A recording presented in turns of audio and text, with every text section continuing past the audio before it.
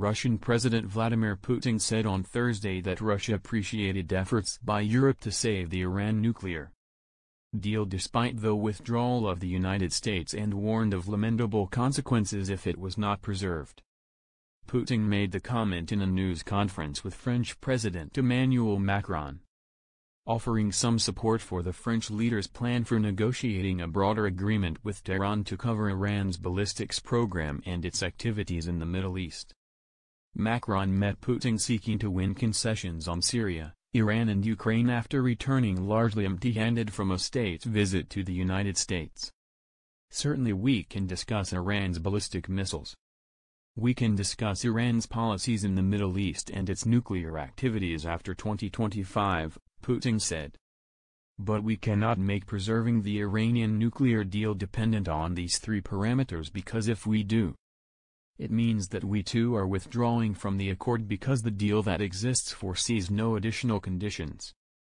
A Macron advisor hailed Putin's comments as a key point of convergence between Paris and Moscow as the Trump administration urges its European allies to sever economic ties with Iran. After talks that ran long over schedule, Macron and Trump entered the news conference looking relaxed and smiling. Macron acknowledged Paris and Moscow disagreed on a range of issues but called for strong multilateralism.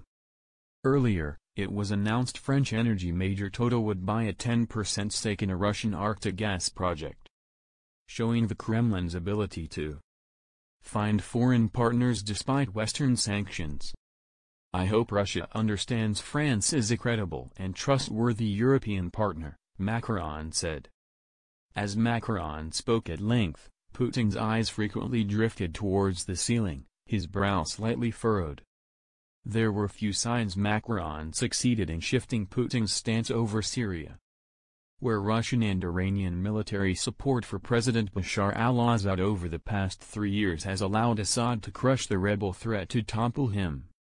The two men agreed on creating a coordination mechanism among world powers to push ahead with finding a political solution in Syria, and that the focus should be on a new constitution and setting up elections that would include all Syrians.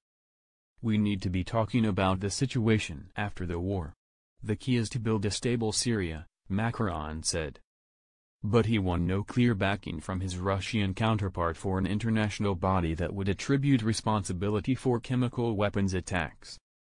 France, together with the United States and Britain, conducted a missile attack against the heart of Syria's chemical weapons program in mid-April in retaliation for a suspected poison gas attack a week earlier. Addressing North Korea, both men said they hoped the United States and North Korea would continue working toward denuclearizing the Korean peninsula after U.S. President Donald Trump called off a planned summit.